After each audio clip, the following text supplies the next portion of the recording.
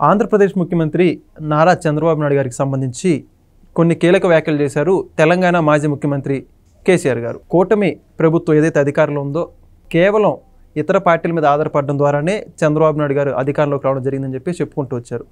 అయితే తెలంగాణలో మాత్రం అలా కాదని, రానున్న ఎన్నికల్లో బీఆర్ఎస్ పార్టీ ఒంటరిగానే పోటీ చేసి గెలుస్తుందని చెప్పి చెప్పుకుంటూ వచ్చారు.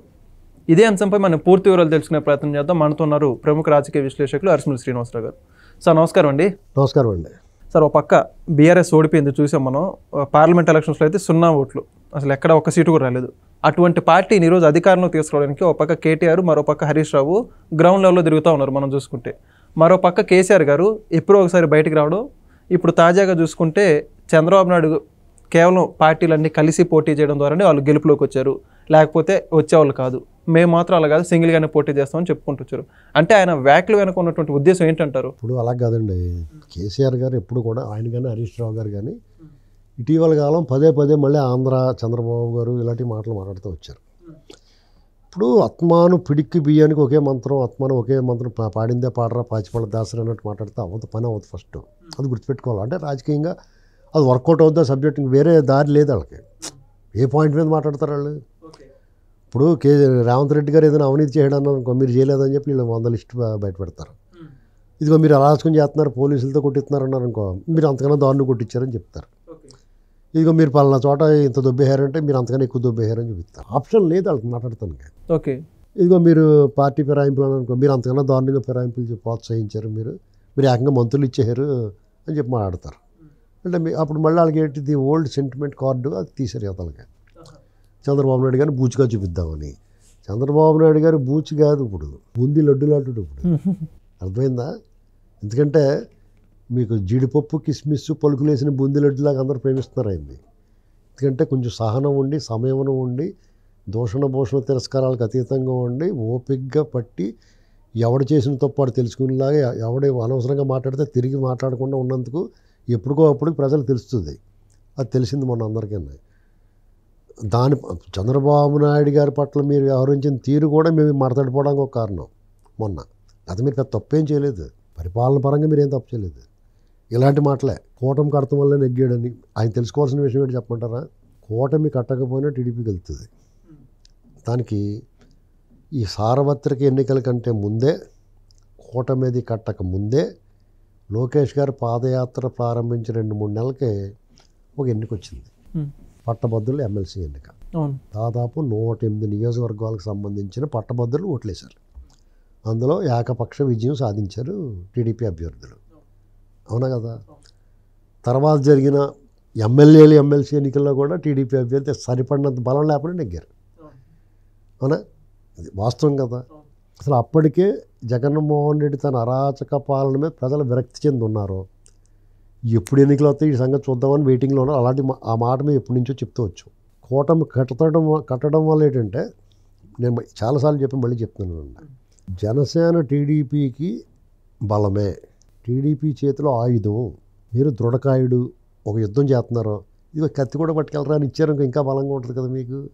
అలా పదునైన కత్తి జనసేన బలం వచ్చింది, నైతిక బలం కూడా, మోరల్ సపోర్ట్ కూడా. వీళ్ళ సైన్యం వాళ్ళ సైన్యం కలిపి కేకలేసుకుంటే వెళ్ళి వాళ్ళ మీద పడిపోయారు.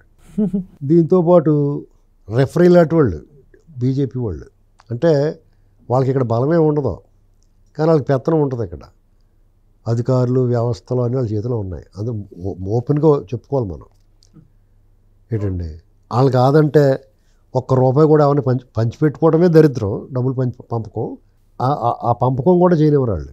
అంతకుముందు 2019లో అదే పని చేయరు. కేసీఆర్ వీళ్ళందరూ కలిపి, జగన్మోహన్ రెడ్డి ఒంటరిగా వెళ్ళాడా, కేసీఆర్ ఏమైనా ఒంటరిగా వెళ్ళాడా, అప్పుడు కూడా వీళ్ళందరూ వెనక అదృశ్య శక్తులు ఉపయోగపడ్డాయి. ఇప్పుడు ప్రత్యక్షంగా దమ్ముగా ధైర్యంగా నిలబడి పోటీ చేయరు అందరూ కలిపి. వీళ్ళ షార్ట్ ఎవరాలు రొంక ఎవరాలు కదా వాళ్ళు, గుడి వెనక నాసామి గుర్రం ఎక్కే టైప్ కదా వాళ్ళు. వీళ్ళంతా డైరెక్ట్. ఏంటండి కూటమి కట్టకపోతే కూడా గెలుస్తారు వాళ్ళు. కూటమి కట్టితే ఇంక మరింతగా, ఒకవేళ నా లెక్క ప్రకారం అయితే బీజేపీ లేకపోతే ఇంక ఎక్కువ సీట్లు వస్తాయి వీళ్ళకి. కానీ బీజేపీ లేకపోతే అతను ఎలక్షన్ జరగనివ్వడేమో అన్న భయం ఉంది వీళ్ళకి, నిజంగానే ఉంది. ఇటు అధికారుల వ్యవహారం, మోడీ గారి సభనే ఎలా చేసేసారు చూసావు కదా చల్టూరుపేటలో. వాళ్ళు ఎంత బరి తెగించేసారు వాళ్ళు. ప్రజలు భయోత్పాతానికి గురి చేసేయలేదు.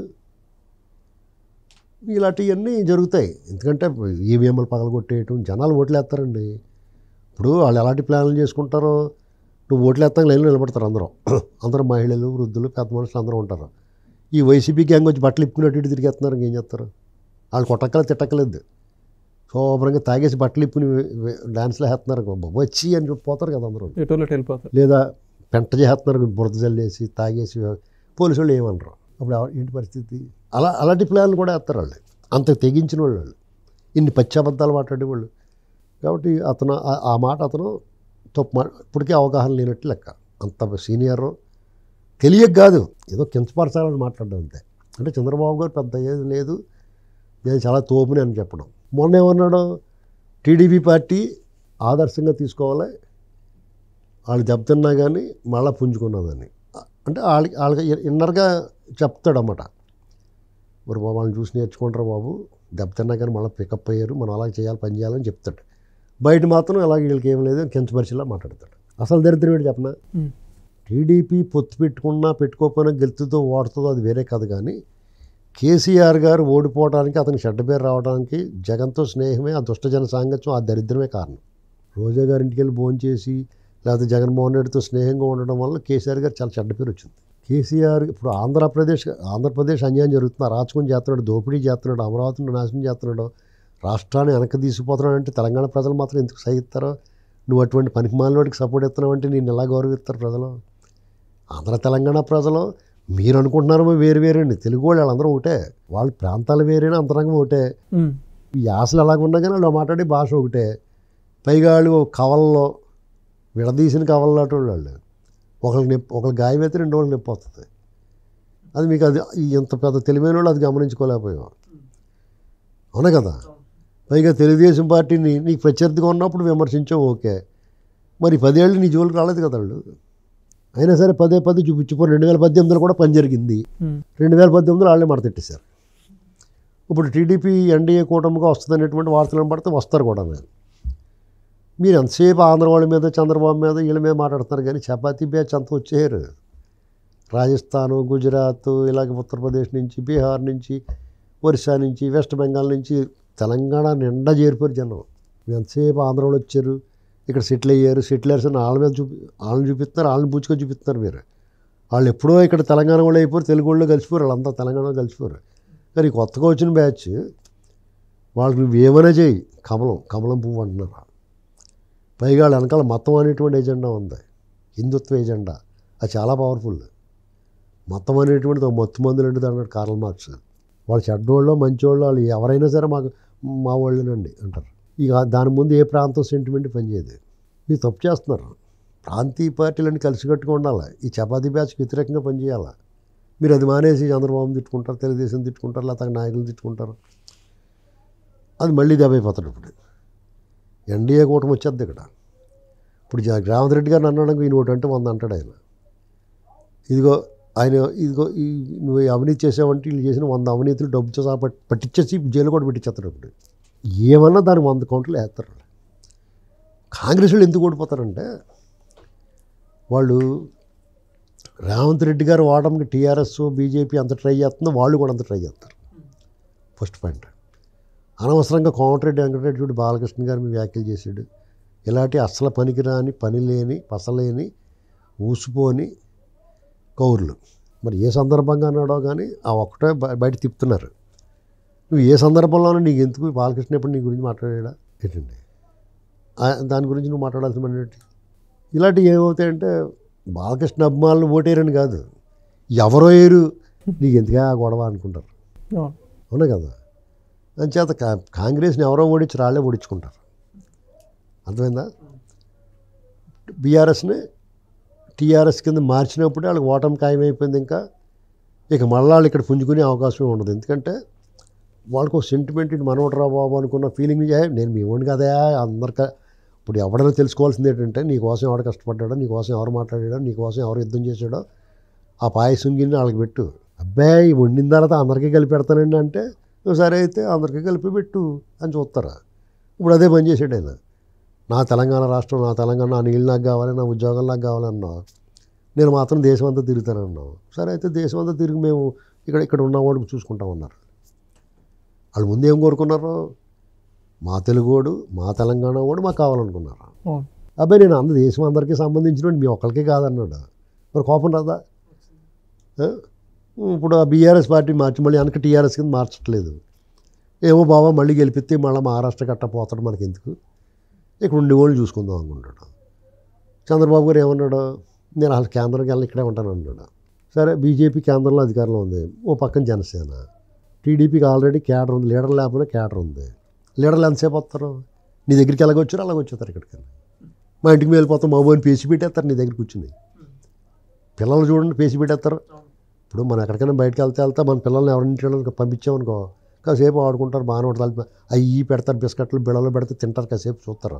తర్వాత టైం అయిపోయిందారు బ్యార్ మినిట్స్ వేస్తారు, మా ఇంటికి పోతామని. అలాగే వచ్చేస్తారు వీళ్ళందరూ, గోడ దూకి వచ్చేస్తారు. ఎవడో ఆపలేడు వాళ్ళని. లీడర్లు రావడానికి ఎంతసేపు అండి? క్యాడరు అటువంటి సుక్షితులైన, నిష్ణాతులైన, నిబద్ధత కలిగిన, విశ్వాసం కలిగిన, అభిమానం కలిగిన, కరుడు కట్టిన తెలుగుదేశం కార్యకర్తలు అనేటువంటి వాళ్ళు మేకులు వేసుకుని దిగ్గొట్టుకుని ఉన్నారు. వాళ్ళు ఇవాళ ఎప్పుడైతే వాళ్ళ పార్టీ ఒక్క పిలిపించిందంటే వాళ్ళందరూ మళ్ళీ బాగా మొలుచుకుంటూ వచ్చేస్తారు. ఆ లీడర్లు వస్తారు, లీడర్లు వీళ్ళని చూసి లీడర్లు పరిగెట్టుకు వస్తారు. మీరు మళ్ళీ బెక్కమొక్కం వేసుకుని బేల చూపులు చూడాలి. మళ్ళా మీకు ఇదివరకు ఒకళ్ళతోటే యుద్ధం, మీకు ఇప్పుడు రెండు బలమైన కూటముల మధ్య మీరు నలిగిపోతారు. అధికారంలో ఉన్న పార్టీ, కేంద్రంలో అధికారంలో ఉన్న పార్టీ, పక్కన అధికారంలో ఉన్న పార్టీ. పక్కన అధికారంలో ఉన్న కూటమి, కేంద్రంలో అధికారంలో ఉన్న కూటమి, రాష్ట్రంలో అధికారంలో ఉన్న పార్టీ. వీళ్ళ మధ్య మీరు ఎలా నెగ్గగలరు అనుకుంటున్నారు? మీరు ఎన్ని సెంటిమెంట్ ట్రై చేసినా, కొన్ని పాకెట్స్లో మీకు ఏమైనా పని జరిగినా మిగతా చోట్ల వీళ్ళు ఎలిమేసుకుంటారా ఏంటండి? కాబట్టి రాబోయే రోజుల్లో బీజేపీకి, ఎన్డీఏ కూటమికి భవిష్యత్తు. పైగాళ్ళు వీళ్ళకి నోరు మూసిలాగా ఏం చేస్తారు తెలుసా? బీసీ అభ్యర్థిని కానీ, మాదిగ అభ్యర్థిని కానీ తెలంగాణ ముఖ్యమంత్రిగా ప్రకటిస్తారు. ఎందుకంటే దళితుడికి ఇచ్చినట్టు అవుద్ది, మాదిగలకి ఇస్తే. బీసీ అభ్యర్థికి ఇస్తే తెలంగాణ సమాజంలో బీసీలు అత్యధికులు. వాళ్ళకి ఇప్పటి వరకు అవకాశం దక్కలేదు కాబట్టి ఆ ఇచ్చిన ఘనతలు తీసుకుంటారు. చంద్రబాబు గారిని కూడా రాజకీయం కోసం, ఎన్నికల కోసం అనరు. ఎందుకంటే ఆల్రెడీ ఇప్పుడు 2014లోనే ప్రకటించాడు ఆయన. మొన్న మా ఎస్సీ వర్గీకరణ విషయంలో కూడా కొత్తగా ఆయన ఓట్ల కోసం చేసాడని ఎవరు అనలేరు. ఎందుకు అనలేరు? ఆల్రెడీ ఆయన అమలు చేసి చూపించాడు 99 ఆ ప్రాంతంలో. వాళ్ళు నమ్మారు. వాళ్ళు ఇవాళ నిలబెట్టుకున్నాడు మాట. ఇప్పుడు ఆయన బీసీ అభ్యర్థిని ముఖ్యమంత్రి చేస్తా అన్నాడు, ఇవాళ చేసాడు రా అంటారు మళ్ళీ రేపొద్దున్న. అంతే అయిపోయిందా? ఇంకేముంటుంది? రెడ్డి గారు, రేవంత్ రెడ్డి గారు ఓవర్ యాక్షన్ చేస్తే దెబ్బైపోతాడు, కేసీఆర్ గారు ఓవర్ యాక్షన్ చేస్తే దెబ్బైపోతాడు. రాబోయే రోజుల్లో ఒక బీసీ అభ్యర్థి ముఖ్యమంత్రి అవుతాడు. వాళ్ళు గౌడ అవుతారా, యాదవ్ అవుతారా, లేకపోతే ఈడిగా అవుతారా, లేకపోతే పెరికే అవుతాడా, ఎవరైనా అవనివ్వండి ఒక బీసీ అభ్యర్థి అవుతాడు, లేదా దళిత రత్న మాదిగా అవుతాడు. అంతే అయిపోతుంది. చాలా చక్కగా చెప్పారు సార్. Thank you.